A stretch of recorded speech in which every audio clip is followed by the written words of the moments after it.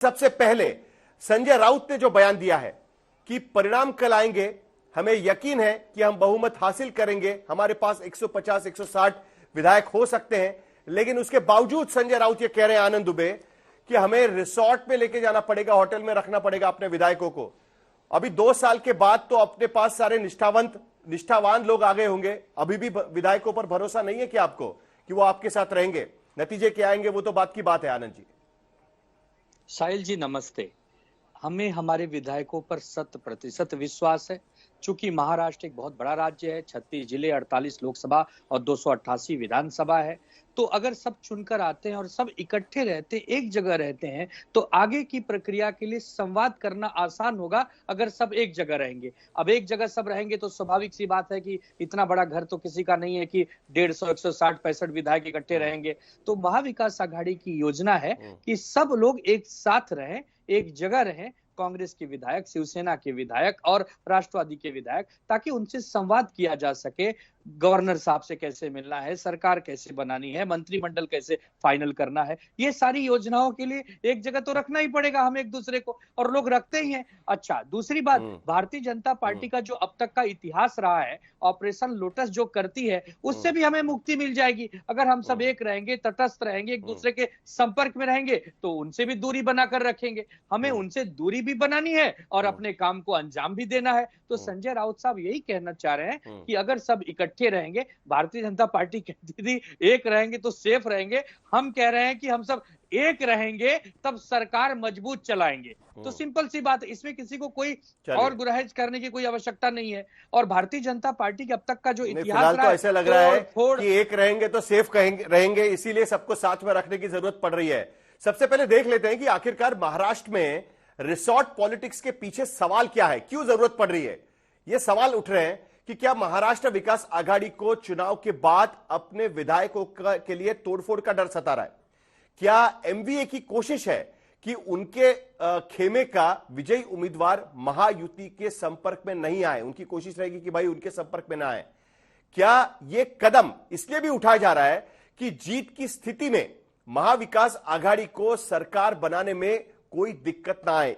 कांग्रेस के प्रवक्ता, मुझे यह सवाल पूछना है कि क्या आपको डर सता रहा है? भाई शिवसेना तो पहले से बोल रही है कि हमको तो रिसोर्ट पे रखना पड़ेगा, होटल में रखना पड़ेगा। क्या आपके विधायकों के लिए भी यही कोई तैयारी आपकी हो रही है? क्या आपको लगता है कि इसकी नौबत आएगी?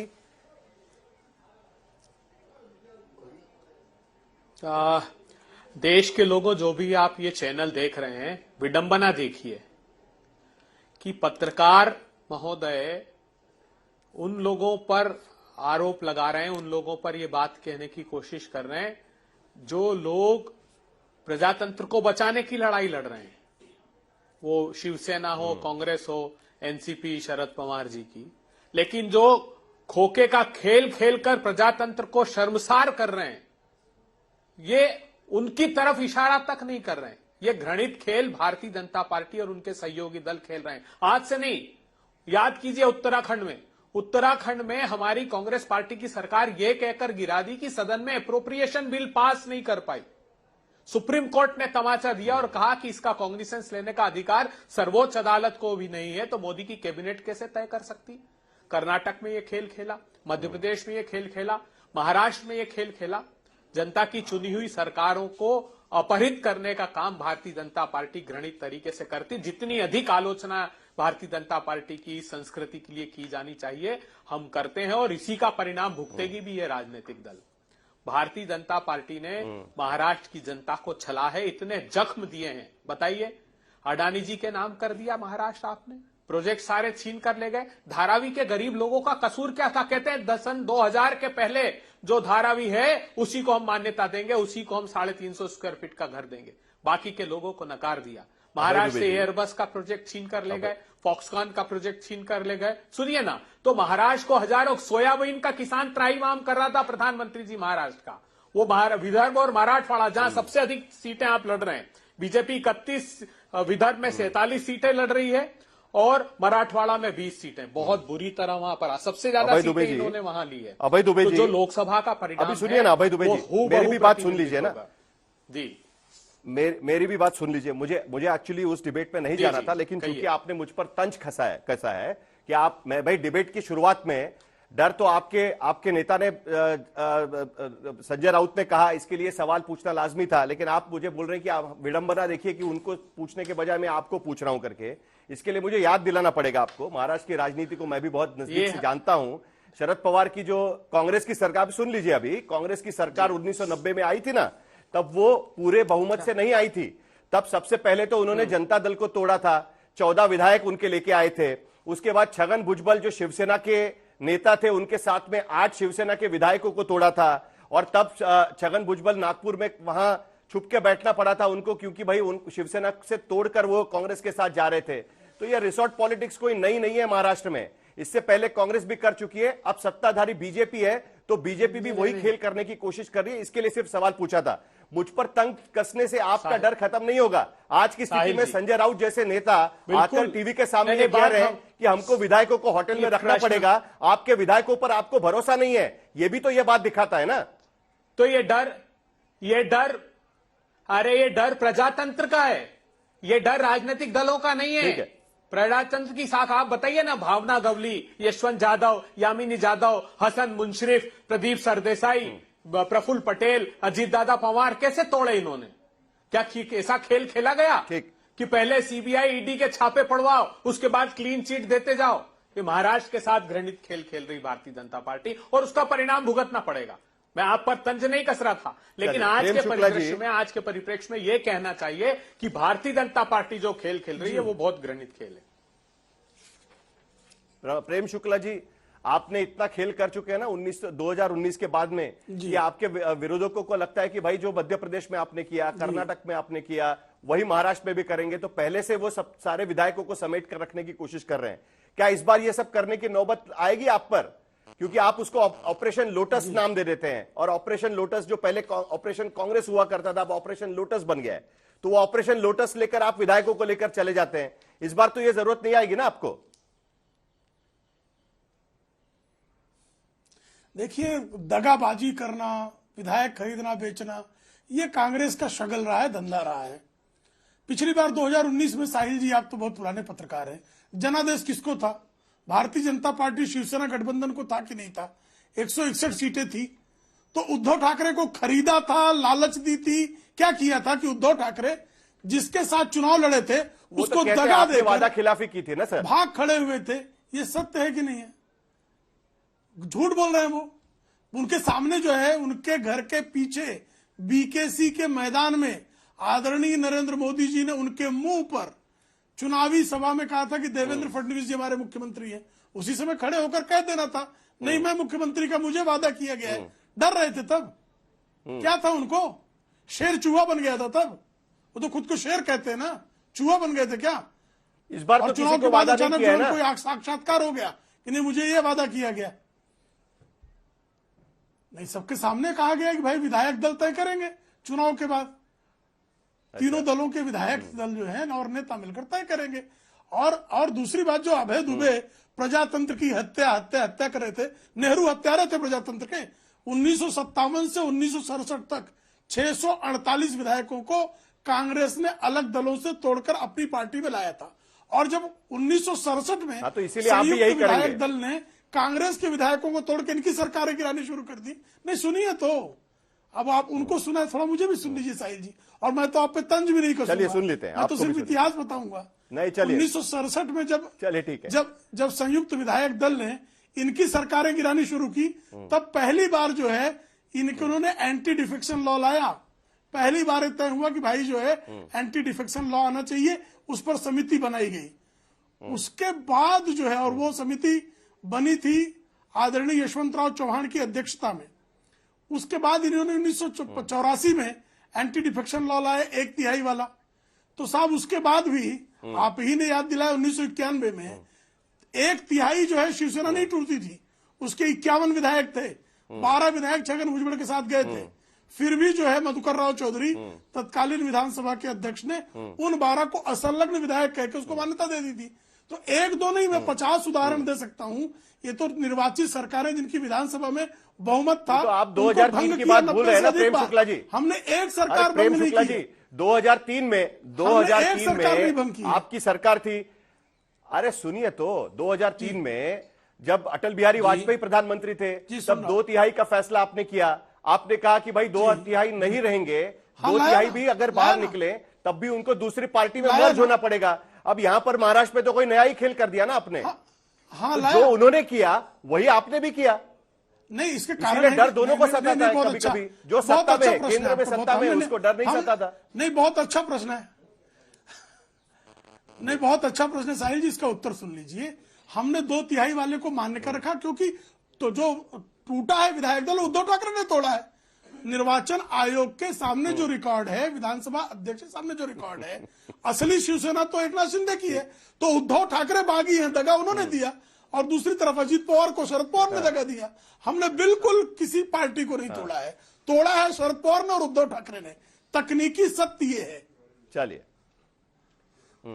तकनीकी तथ्य ये है। अभय दुबे जी को जवाब देना है, बोलिए अभय दुबे जी। 5 सेकंड बोलो। ये कितने दूध के धुले हैं सब लोग। बोलिए बोलिए अभय पूरे देश ने ये देखा है, पूरे देश ने देखा है कि कैसे इस देश के प्रजातंत्र को छला। बिल्कुल कितने धुले हैं। वो व्यापारी के घर में बैठकर बैठक करते हैं। महाराष्ट्र के लोगों आपकी अस्मिता को ये चुनौती दे रहे हैं, और किस लिए कर रहे हैं? मुट्ठी भर पूंजीपतियों को लाभ पहुंचाने के लिए।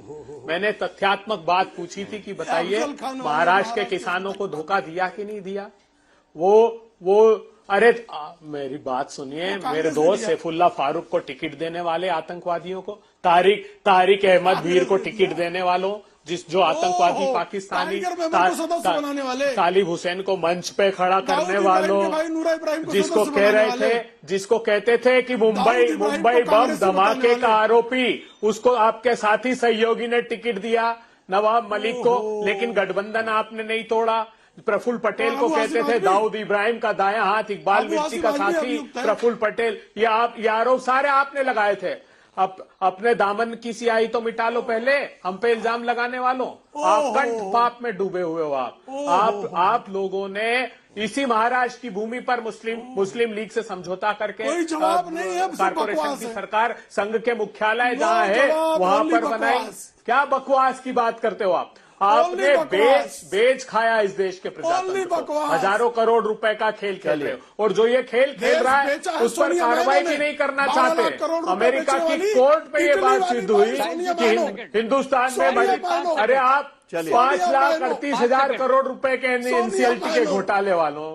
सोनिया मायनो 23 तारीख के बाद ये सब झगड़ा जारी रखना है हमें। 23 तारीख के बाद 420 सोनिया मायनो। 5 सेकंड शुक्ला जी 5 सेकंड बोलना चाहता हूँ। 5 सेकंड अडानी का पिट्ठू। हाँ चलिए 5 सेकंड बोलिए, क्योंकि नहीं गुलाबचंद दुबे 420 अभय दुबे जी, प्रेम शुक्ला जी भाई 2 मिनट भाई 1 मिनट शांति, 1 मिनट शांति, 1 मिनट शांति। शुक्ला जी 1 मिनट शांति। आनंद दुबे को 5 सेकंड बात करनी है।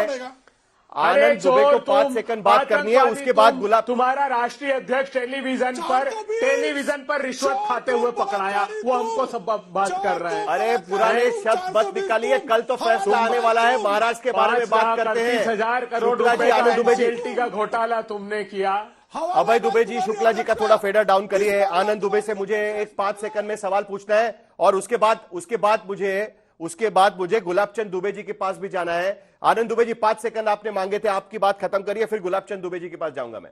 अभी शुक्ला जी ने कहा आदरणीय उद्धव ठाकरे साहब को चूहा और शेर की तुलना कर रहे थे।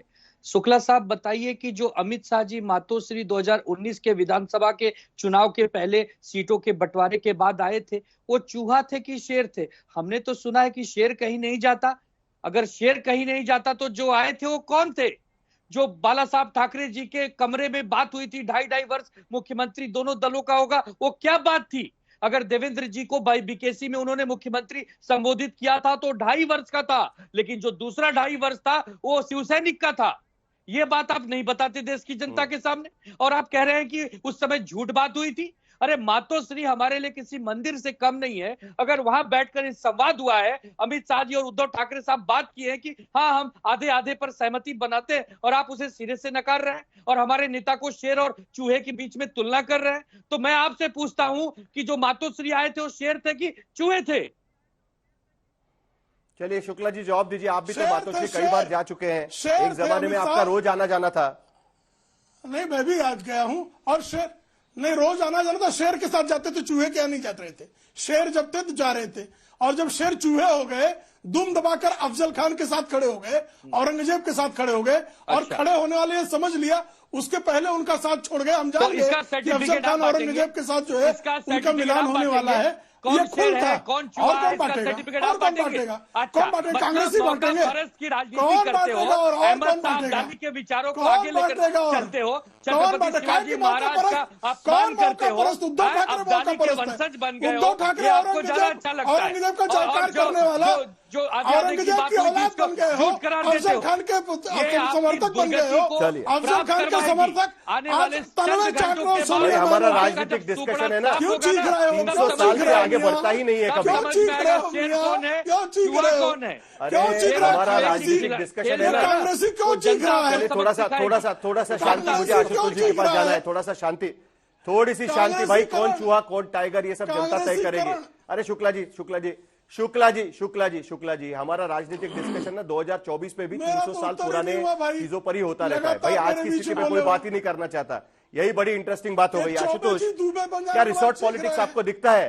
ये रिसोर्ट पॉलिटिक्स का है शुक्ला जी हो गया, अभी हो गया। चिड़िया आशुतोष, अभी भी रिसोर्ट पॉलिटिक्स दिखेगा हमको, ये कभी खत्म नहीं हुआ है। और जब आप रिपोर्टिंग करते थे तब से लेकर अब तक हम लगातार रिसोर्ट पॉलिटिक्स देख रहे हैं भाई। पार्टी किसी की भी आए, फिर वो रीजनल पार्टी हो, नेशनल पार्टी हो, रिसोर्ट पॉलिटिक्स से हमें कोई मुक्ति नहीं मिली है। यूपी, बिहार, गुजरात, महाराष्ट्र, मध्य प्रदेश, कर्नाटक, सब जगह पे हमने देख लिया है। क्या इस बार दोबारा हमें वो देखना पड़ेगा महाराष्ट्र में? नहीं, मुझे तो लगता है कि दोबारा देखना पड़ेगा। और एक ही चीज है कि अगर महायुति की सरकार अगर बनती है बहुमत के साथ, तब तो शायद रिसोर्ट पॉलिटिक्स देखने को नहीं मिलेगी। लेकिन अगर त्रिशंकु विधानसभा बनती है और अगर महाविकास आघाड़ी की मान लीजिए अगर सरकार बनती है, उसको ज्यादा एमएलए नहीं बनते हैं, तो भी वो सरकार कितने दिन चल पाएगी, कितने दिन नहीं चल पाएगी, ये आशंका लगातार बनी रहेगी। आपने देखा किस तरीके से गोवा के अंदर जो है वो सरकार बनी, उसके बाद कर्नाटक बनी सरकार गिरी, मध्य प्रदेश के अंदर सरकार गिरी, और जहां सरकारें नहीं बनी वहां भी सरकार गिर गई।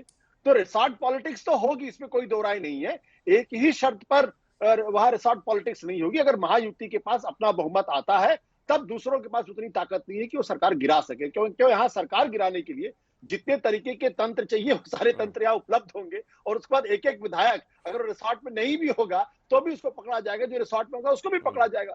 भाई शिवसेना कैसे टूटी? लोग तो गुवाहाटी चले गए और सूरत के रास्ते से गुवाहाटी गए। एनसीपी कैसे टूटी? इसी तरीके से टूटी। और उस पर सुप्रीम कोर्ट का जो ऑर्डर है तो सबको पता है इस बारे में कि सुप्रीम कोर्ट ने क्या कहा था कौन। लेकिन अब इलेक्शन कमीशन ने जिस तरीके से फैसला किया वो भी सबके सामने उपलब्ध है। तो अब जो लेकिन आशुतोष, यहाँ पर तो पूरी की पूरी पार्टी शिफ्ट हो जाती है दूसरी तरफ। महाराष्ट्र में तो पूरी की पूरी पार्टी शिफ्ट हो सकती है। क्या इस तरीके की मूवमेंट भी हो सकती है क्या? अगर किसी को भी बहुमत नहीं मिलता है तो यहां पर मुख्यमंत्री पद को लेकर तो पहले से, अभी देखिए आज कल शाम को एकनाथ शिंदे की शिवसेना से वरिष्ठ मंत्री है, उन्होंने मांग कर डाली कि भाई अगर महायुति की सरकार बनाने की नौबत आती है तो एकनाथ शिंदे ही मुख्यमंत्री होने चाहिए। वहां पर एनसीपी के विधायक जो है, कार्यकर्ता है, वो पहले से ही होर्डिंग पूना में लगा रहे हैं कि अगला मुख्यमंत्री अजित पवार बनेगा। यहां पर संजय राउत पहले ही बोल चुके हैं कि भाई किसी भी हालत में उद्धव ठाकरे ही मुख्यमंत्री बनेंगे। नाना पटोले वहां पर विदर्भ में बयान दे चुके हैं उनके कॉन्स्टिट्यूंसी में कि भाई संजय राउत को शायद नहीं पता है, कांग्रेस का ही मुख्यमंत्री बनेगा।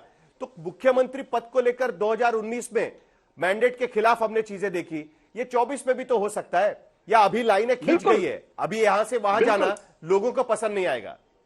देखिए बिल्कुल होगा और इसमें कोई दो राय नहीं है। अजीत पवार के दावे की तो मैं बात नहीं करता क्योंकि अजीत पवार के पास कभी भी इतने विधायक नहीं हो पाएंगे कि वो अपने बल पे दावा कर सके। लेकिन एक बात बिल्कुल स्पष्ट है कि एकनाथ शिंदे मुख्यमंत्री बनेंगे या देवेंद्र फडणवीस मुख्यमंत्री बनेंगे। अगर एकनाथ शिंदे फिर मुख्यमंत्री बनते हैं, इसका मतलब 5 साल तक मुख्यमंत्री रहेंगे। अगर वैसा होता है तो देवेंद्र फडणवीस की पॉलिटिक्स क्या होगी महाराष्ट्र के अंदर? और भारतीय जनता पार्टी जो 152 सीटों पर चुनाव लड़ रही है, क्या वो हमेशा अपने छोटे गठबंधन के साथी को मुख्यमंत्री के तौर पर लेगी? और वो बड़े विधायक होने के बावजूद भी, ज्यादा विधायक होने के बावजूद भी, सत्ता चलाने का ज्यादा अनुभव होने के बावजूद भी, क्या वो पिगी बैक करेगी? क्या वो ये सवाल तो उठेगा चुनाव के बाद। और भारतीय जनता पार्टी इतनी आसानी से मुख्यमंत्री का जो पद है वो शिवसेना को नहीं लेने देगी। और अगर लेने देती है तो इसका मतलब यह है कि फिर वो भारतीय जनता पार्टी के लिए लॉन्ग रन में अच्छा भी नहीं होगा।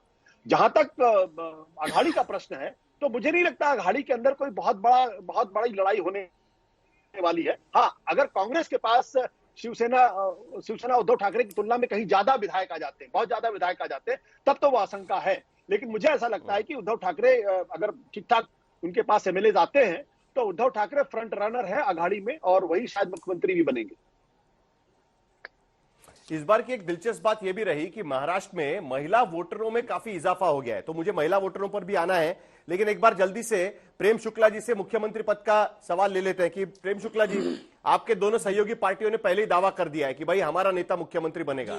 आपका दावा है तो बता दीजिएगा, क्योंकि पिछली बार 2022 में जब अनाउंस किया गया कि एकनाथ शिंदे बनेंगे मुख्यमंत्री, खुद देवेंद्र फडणवीस ने अनाउंस किया, हम लोग थे वहां पर, ताज प्रेसिडेंट में आपके सारे विधायक बैठे हुए थे, उनके चेहरे का रंग उड़ गया कि भाई इतना सब होने के बाद भी बीजेपी का मुख्यमंत्री नहीं बन रहा है। इस बार तो कम से कम कुछ मन में होगा ना कि भाई इस बार मौका मिलना चाहिए, एक बार आपने बलिदान दे दिया, बार बार बलिदान नहीं होगा। आदरणीय अमित शाह जी ने स्पष्ट कहा है कि विधायक दल बैठेगा और तय करेगा कि किसको मुख्यमंत्री बनना है, और निश्चित तौर पर बिना किसी विवाद के, देखिए मांग करना हर किसी का अधिकार है, वो अजीत पवार जी के समर्थकों का भी अधिकार है, एकनाथ शिंदे जी के समर्थकों का भी अधिकार है, और देवेंद्र जी के समर्थकों का भी अधिकार है, लेकिन यह निर्णय तीनों दल बैठकर संयुक्त रूप से लेंगे। नहीं, मतलब कोई क्लैरिटी नहीं है ना, कल मांग भी हो सकती है, क्योंकि यहां पर चर्चा ये बात की हो रही है कि अगर बीजेपी 80-90 क्रॉस करती है तो मुख्यमंत्री पद नहीं छोड़ेगी, लेकिन अगर बीजेपी 80 के नीचे रहती है तो शायद एकनाथ शिंदे को मौका मिल सकता है मुख्यमंत्री बनने का। तो इसकी क्लैरिटी होनी चाहिए ना कहीं ना कहीं कि भाई आखिरकार बीजेपी के कार्यकर्ता नेता किस तरफ देखे, इसकी कोई क्लैरिटी बन पाई है। नहीं तो ऐसा ना हो जाए कि 2019 में वादा खिलाफी के बाद या वादा निभाया नहीं निभाया, किसने गलत बोला किसने झूठ बोला, उसमें बनी बनाई सरकार हाथ से निकल गई। तो इस बार तो यह रिस्क नहीं ली जाएगी ना किसी भी हालत में। देखिए, अगर मगर के सवालों का कोई उत्तर देना आवश्यक नहीं है। हम इतना निश्चित जानते हैं कि भारतीय जनता पार्टी के नेतृत्व में हमारा महायुति की सरकार का गठन होगा, जिसको आदरणीय मोदी जी, अमित शाह जी, हमारा विधायक चल चाहेगा, वो निश्चित तौर पर मुख्यमंत्री के पद पर उसका आरोहण होगा। चलिए देखते हैं, जिसका मुख्यमंत्री उसी के नेतृत्व में आखिरकार सरकार चलती है सर। लेकिन उसके बावजूद भी फिलहाल नेतृत्व कोई और कर रहा है, मुख्यमंत्री कोई और बन रहा है, ये भी तो महाराष्ट्र में हम देख रहे हैं। आशुतोष जी कुछ कमेंट करना चाह रहे हैं, मुझे लगता है आशुतोष जी कुछ बोलना चाह रहे हैं। आशुतोष जी, नहीं, ये सवाल तो देवेंद्र फडणवीस से पूछना चाहिए ना कि भाई एक बार के मुख्यमंत्री रह चुके हैं, अब उनको उप मुख्यमंत्री के तौर पर कैसा लगता है, ये सवाल तो उनसे पूछना चाहिए ना कि पांच। और ये बात देखिए, देवेंद्र फडणवीस कोई मामूली मुख्यमंत्री नहीं है। वसंत राव नाईक के बाद वो अकेले महाराष्ट्र के मुख्यमंत्री हैं जिन्होंने 5 साल का टर्म पूरा किया, और 5 साल का टर्म करने के बाद भी शिवसेना के साथ गठबंधन किया, और उसके बाद अपने बल पे गठबंधन की सरकार फिर बनने वाली थी। तो ऐसे मुख्यमंत्री को, जिनका ट्रैक रिकॉर्ड बाकी से बेहतर है, बाकी के इवन के शरद पवार भी 5 साल मुख्यमंत्री कभी नहीं, 3 बार मुख्यमंत्री थे, लेकिन कभी 2 साल के थे, कभी 3 साल के थे, 5 साल का टर्म कभी पूरा नहीं किया। तो क्या देवेंद्र फडणवीस को यह बात पसंद आएगी कि वो एक बार फिर से एकनाथ शिंदे के, जिनके पास विधायकों की संख्या बीजेपी से कम होगी, उनके डिप्टी रहे? क्या ये उनका मान सम्मान होगा या मानहानि होगी?